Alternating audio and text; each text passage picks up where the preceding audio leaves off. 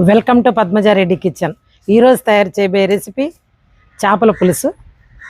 కట్టెల పొయ్యి మీద చేస్తున్నానండి. చూడండి, ముందుగా పొయ్యి మంట వేసుకున్నాను, గిన్నె పెట్టాను. ఇప్పుడు ఇందులో ఒక 3 స్పూన్లు ధనియాలు, 1 స్పూను జీలకర్ర, ఒక 1/2 స్పూన్ కొంచెం మెంతులు వేయించేస్తామండి ముందుగా. ఇప్పుడు ఇందులోనే కొద్దిగా మిరియాలు, చెక్క మొగ్గ, ఒక 2 యాలక్కాయలు వేసేసాను. ఇప్పుడు దీన్ని ఇలా వేయించేసుకోవాలండి. ఈ ధనియాలు, ఈ మసాలా అంతా వేగాయి. ఇప్పుడు వీటిని నేను మిక్సీలో బట్టి పొడి చేసేస్తానండి. చేపల పులుసు తయారు చేసే విధానం చెప్తానండి, రండి. ఒక్కసారి ఈ చేప మనకు 1.5 కిలో చేప తెచ్చుకున్నామండి. అక్కడ మార్కెట్లోనే కోయించుకొచ్చుకున్నాం ఈ విధంగా ముక్కలుగా. మనం ఏంటంటే ఇంటికి వచ్చిన తర్వాత వాటిలో కొంచెం కల్లుప్పేసి శుభ్రంగా రుద్దుకొని 4-5 సార్లు కడిగి పెట్టుకున్నాము. అదేవిధంగా ఇప్పుడు మనం 1.5 కిలో చేపకి 150 గ్రాముల చింతపండు అండి ఇది. దానికి కొత్తిమీర, ఇవి వచ్చి 2 ఒక 1/4 కేజీ వచ్చేటట్టు టమాటాలు తీసుకొని చిన్న చిన్న ముక్కలు చేసి పెట్టుకున్నాము.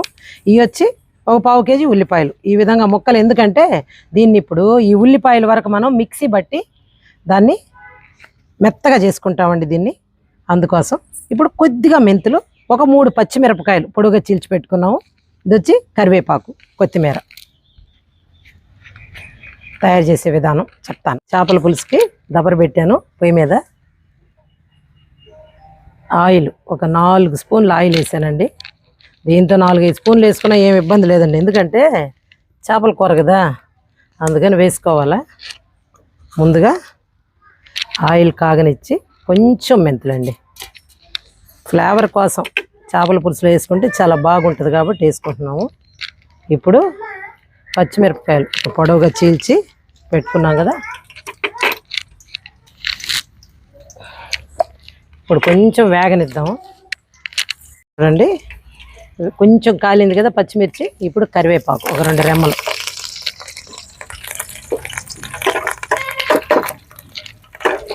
ఇప్పుడు ఇందులోనే మనం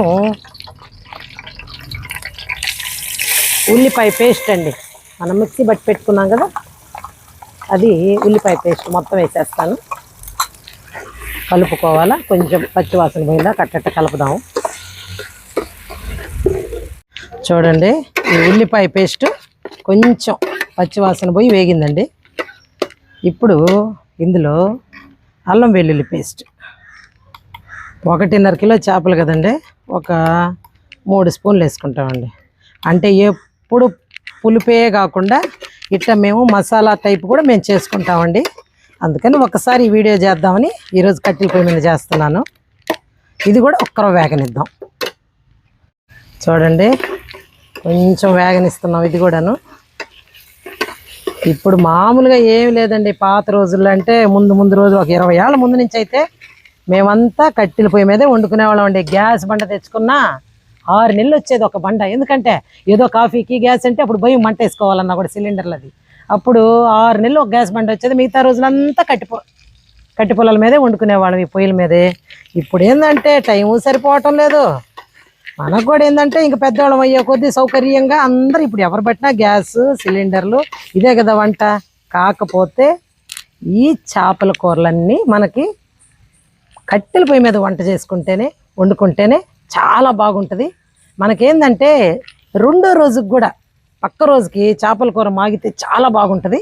ఇప్పుడు ఇది చూడండి, ఇది ఆయిల్లో బాగా వాడిందండి. ఇప్పుడు ఇందులో సన్నగా తరిగి పెట్టుకున్న టమాటా ముక్కలు వేసుకున్నాం.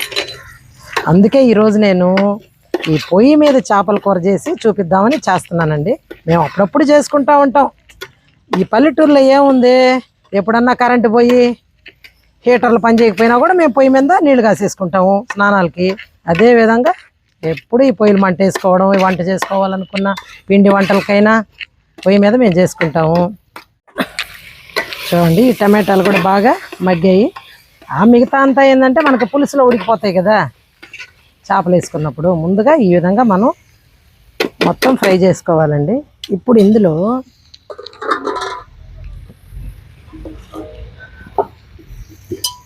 పసుపు 1 టీ స్పూన్,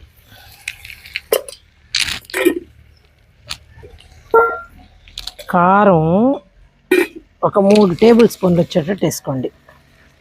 మామూలుగా ఏంటంటే ఉప్పు కారాల వరకు మనకి చేపల కూరలో బాగా పడాలి కదా. ఉప్పు తగినంత, ఎంత కావాలంటే చూసి అడ్జస్ట్ చేసుకోవచ్చు. వేసిన తర్వాత ఇప్పుడు ఇందులోనే మనం ఇందాక ధనియాలు అవన్నీ వేయించుకొని మసాలా పొడి కొట్టి పెట్టుకున్నామండి మిక్సీలో, అది కూడా వేసేసుకోవాలి. వేసుకున్న తర్వాత మొత్తం కలిపేద్దామండి. ఏం లేదండి, గ్యాస్ మీద మనం సిమ్లో మీడియం అన్నట్టు పెట్టుకుంటాం కదా మాడకుండా.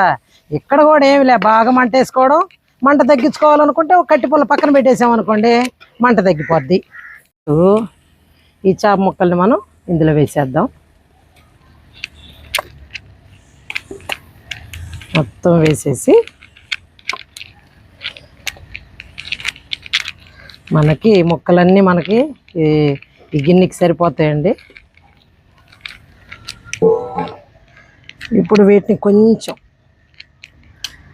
చూడండి, ఇప్పుడు ఇలా చేప ముక్కలనంతా ఎక్కువ మనము కలపకూడదండి, ఇలా ఇలా కదుపుకోవాలి. కొంచెం మసాలా పట్టేస్తుంది. ఇప్పుడు ఇందులో మనం నీళ్ళండి, దీనికి ఏం కొలతని కాదు.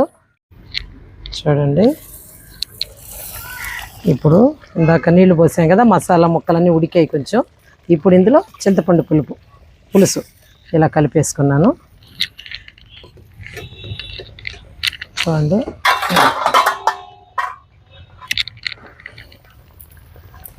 ఈ చేపల కూరనంతా ఇలా తిప్పుకోవాలండి. ఎందుకంటే ముక్క చెదిరిపోకుండా బాగా 4 పక్కల ఉప్పు కారం కలిపి బాగా వస్తుంది. పెట్టి మూత పెట్టి పెడతాము. ఇలా చింతపండు పులుసు పోసుకునేటప్పుడు మనకి ముక్కలు మునిగేంత వరకు పోసుకోవాలండి. ఇలా పోసేసుకుంటే ముక్క బాగా ఉప్పు పులుపు కారం అన్నీ ఎక్కతాయి, బాగుంటుంది. ఈ విధంగా పోసుకొని మనం ఉడికించుకోవాలండి. ఈ చేపల పులుసు ఇప్పుడు పులుసు పోసాం కదా మనము, చింతపండు పులుసు, అది ఒక 15 నిమిషాల సేపు ఉడకనిచ్చుకుంటే కూర పర్ఫెక్ట్గా వస్తుందండి. ఒక 15 నిమిషాలు పొయ్యి మీద అలాగే ఉడికిద్దాము. పెద్దేం మంట పెట్టమండి. ఇప్పుడంతా ఏంటంటే ఈ ఉడికే కొద్దీ సిమ్లో మనం ఎట్టబెట్టుకుంటాం ఆడ స్టవ్ మీద అయితే మీడియం టు సిమ్, అలాగా సిమ్ టు మీడియం లాగా మనం కొంచెం తక్కువ సెగతో ఉడికించుకుంటే చూడండి. ఇలా ఆయిల్ చేపల కూర మీద ఇట్ట ఆయిల్ తేలి ఎన్ని రోజులైందోనండి. ఎందుకంటే మనకి పొయ్యి మీద అయితేనే ఇట్ట ఆయిల్ బాగా కూర మీద తేలి చాలా బాగుంటుంది. ఒక 15 నిమిషాల సేపు ఇలా ఉంచి పెడతాను. ఈ చేపల కూర అంతా సన్న సెగ అంటే చిన్న మంట మీద ఉడికించుకోవాలండి మనం.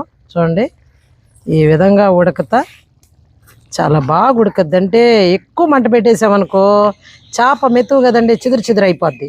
ఇట్లా సన్న మంట మీద ఉడికితేనే మనకి చాలా బాగా ఉడకద్ది, బాగా రుచిగా కూడా వస్తుంది. పులుసు దగ్గరగా వచ్చేసిందా చూద్దామండి ఒకసారి. చాలా బాగా దగ్గరగా ఉడికిపోయిందండి. ఇప్పుడు చూడండి ఎంత బాగా ముక్కలు ఎంత బాగా వచ్చేసాయో. ఇప్పుడు ఉప్పు సరిపోయిందో, ఉప్పు కారాలు ఒకసారి చూద్దాము. పర్ఫెక్ట్గా సరిపోయిందండి. ఇప్పుడు ఇందులో ఫైనల్గా కొత్తిమీర అండి, సన్నగా కట్ చేసి పెట్టుకున్నాము. ఫైనల్గా కొత్తిమీర కొంచెం వేసేస్తాను. ఇప్పుడు ఇంకా స్టవ్ అదే పొయ్యి మీద నుంచి దించేస్తానండి. కూర ఉడికిపోయింది. మా వీడియోస్ మీకు నచ్చినట్టయితే లైక్ చేయండి, షేర్ చేయండి, సబ్స్క్రైబ్ చేయండి, బెల్ ఐకాన్ ప్రెస్ చేయండి. మీరు కూడా ఒకసారి చేపల పులుసు ట్రై చేయండి.